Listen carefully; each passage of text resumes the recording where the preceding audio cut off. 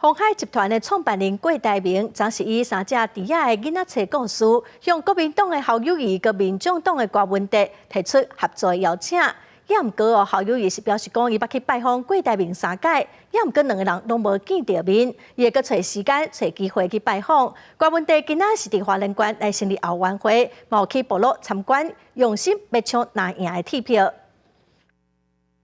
邀请柯主席跟侯市长可以坐下来一起喝咖啡，打扮赖清德这只大野狼。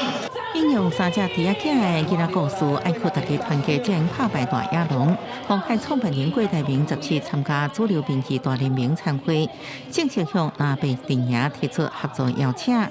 我的选举经验不如侯市长和柯主席。郭台铭深深的知道团结与合作的重要。郭台铭在主导左右两边分别是前婚姻馆长陈静美甲前立委蔡正元。主办参会，陈静美也话写，郭台铭甲国民党、民众党三方爱通力合作。郭文泰是进攻东台湾成立华人馆选题之友会，还佫参访部落，被看作是要拿赢铁票仓，原民部落意味是真高。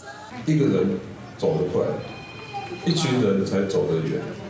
可是这一群人要走得远哦，并不是说乌合之众，他还是要一个具有共同的价值理念的才有办法形成一个真正的团队。我接受国民党征召成为总统参选以后，我亲自3次登门拜访，不得其门而入。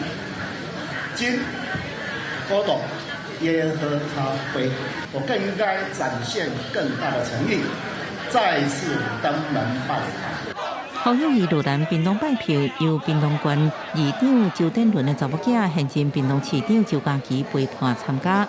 不过周典伦被看作是支持郭台铭的地方重要人士，妇女无共调。不过周家琪表示，妇女目标拢是落给民进党，虽然做法无同，不过彼此尊重。记者综合报道。